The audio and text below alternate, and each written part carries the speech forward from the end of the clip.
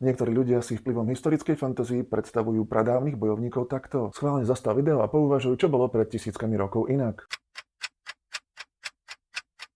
Nemali anabolické steroidy? Isté. Nebojovali v slipoch zo zajaca? Isté. Očividne jedného a dosť malého? Isté. A meč? Meče vznikli v dobe bronzovej, ale do stredoveku ich nosili len vládcovia a boháči. Väčšina armády bojovala prevažne kopiami. Lečo ak by som ti povedal, že praveky bojovníci vyzerali aj takto. A to dokonca v strednej Európe vrátane územia dnešného Slovenska. Ak ma oči neklamú, boli ešte lepšie vyzbrojení ako keltskí a germánsky bojovníci o 1500 rokov neskôr. A je to ešte pozoruhodnejšie. Kedysi sme si mysleli, že v tejto dobe bojovali na najvyš skupinky ozbrojených roľníkov. No podľa unikátneho náleziska sa v strednej Európe odohrávali vojenské ťaženia a bitky tisícok profesionálnych bojovníkov. Povieme si o období mladšej doby bronzovej pred približne 3300 až 4200 rokmi. To je približne obdobie legendárnej Trojskej vojny. Na našom území vtedy niektorých ľudí po spopolnení pochovali do monumentálnych násypov, mohýl. Na západnom Slovensku sme objavili 14. Najväčšie merali pôvodne 50 metrov na šírku a viac ako 10, možno 15 metrov na výšku. Stáli samostatne, ako by sa pochovaní dištancovali od obyčajného ľudu. Popol bežných ľudí sa jednoducho nasypal do jamiek v zemi, čo boli zač ľudia pochovaní v monumentálnych mohylách z mladšej doby bronzovej. V hroboch sme našli zvyšky zlatom predkávaného rúcha a taktiež zvyšky bronzovej zbroje a bronzových zbraní. Zdá sa teda, že v mohylách pochovali vodcov bojových družín, hrdinov alebo azda vládcov vtedajších kmeňov. Monumentálne mohyly nevznikli jednorázovo. Pochovali do nich viacerých ľudí a s každým ďalším hrobom násyp vždy o čosi zväčšili. Napokon tak vznikli mohyly monumentálnych rozmerov. Prakticky všetky boli ešte v praveku vykradnuté. Napriek tomu v nich však zostali mnohé cennosti. Zdá sa teda, že vykradačom nešlo o to, aby sa v prvom rade obohatili. Môžeme uvažovať, že sa snažili získať kosti slávnych, aby ich použili napríklad ako magické artefakty, alebo azda chceli zvyšky týchto mocných a slávnych nejakým rituálnym spôsobom zneúctiť. Urobili to možno ich konkurenti, alebo možno utláčaní poddaní, možno že členovia z nepriateľných kmeňov, alebo azda bývalé manželky. Už môžeme len špekulovať. Ak ide o zbroj, tu tvoril bronz, ktorý je pomerne krehký. Takže niektorí archeológovia v minulosti uvažovali, že bronzová zbroj bola iba na parádu. Podľa tejto hypotézy by sme ju mohli prirovnať k paviemu chvostu, iba že s tým rozdielom, že opačnému pohlaviu bola najskôr ukradnutá a ohúrila by predovšetkým vlastné pohlavie, čiže ako ozaj veľké svaly. Keďže mala byť veľmi krehká, na boisku by nebola veľmi užitočná, takisto ako ozaj veľké svaly. Experimenty ale ukázali, že v súčinnosti s koženým alebo iným organickým podkladom predstavuje veľmi účinnú ochranu. Poškodenia a opakované opravy potvrdzujú, že táto zbroj sa naozaj využívala v boji. V niektorých mohylách nepochovali nikoho, napríklad v obrovskej 40-metrovej mohyle pri Palárikovej. Hovoríme o kenotafe, symbolickom hrobe. Také vznikali napríklad preto, keď sa telo nebojeho nepodarilo získať späť, napríklad po boji. A konboji, to nám pomáha zodpovedať unikátne nálezisko zo severného Nemecka. Ak aj teba často bolí hlava, môžeš si povedať, že to môže byť aj oveľa horšie. Tomuto nešťastníkovi rozhodne žiadna tabletka nepomohla. Lebka pochádza zo severonemeckého náleziska v údolí rieky Tolens. Našli sa tu tisícky a tisícky ľudských kostí. Podľa archeológov skutočné boisko. Pred 3300 rokmi sa tu pri starobilom dôležitom moste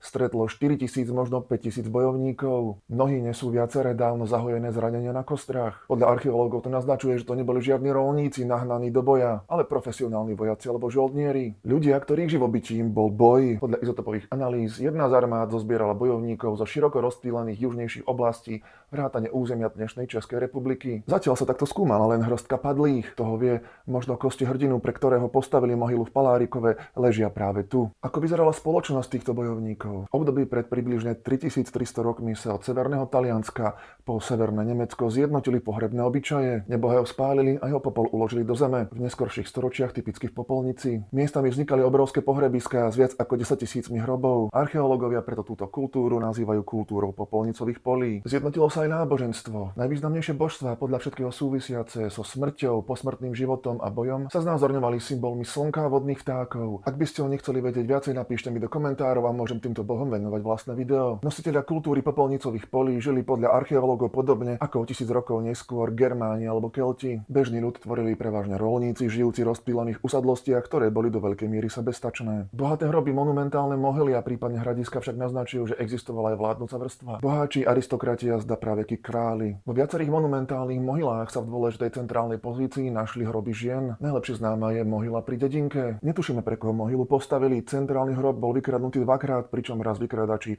doslovne vyzdvihli telo nebohého, vrátane všetkých milodarov. V jednom z ďalších hrobov sa však našli zvyšky ženských kostí a taktiež zvyšky ozdôb. Rozmery ozdôb, ktoré osoba niesla, naznačujú, že to nebola dospelá žena, ale skôr mladé dievča. A množstvo náboženských symbolov môže naznačovať, že išlo o kňažku, alebo že by to bola praveka princezna. Významné spoločenské postavenie dievčiny nemuselo prameniť z jej náboženskej funkcie, ale napríklad z dedičného postavenia. Jedna možnosť nevylučuje druhú. Napríklad u Chúritovej Akadčanov boli kňažkami v chrámoch kráľovské céry. Niekedy krátko po roku 1200 pred našim letopočtom sa monumentálne mohyly prestali budovať a vytrácajú sa aj artefakty s nimi spojené. Ba čo viac, rozsiahle územia na západnom Slovensku a taktiež priľahlom východnom Rakúsku zostali viac menej vyľudnené. Tento pokles populácie nastal v rovnakom čase ako dlhé obdobie chladu a zvýšených zrážok. Roľníckym komunitám, obzvlášť tým s vysokou hustotou populácie, by takýto výkyv spôsobil kolaps ich živobytia. Ak by ste o dobe bronzovej alebo iných obdobiach chceli vedieť viacej, napíšte mi do komentárov. Pozrite aj na môj druhý kanál, kde predstavujem postavy a svet môjho humoristicko-fantastického románu Hlasy priepasti. A ak by ste mi chceli pomôcť pokračovať v tvorbe videí, môžete tak urobiť na Patreone, odkazy nájdete v popise videa.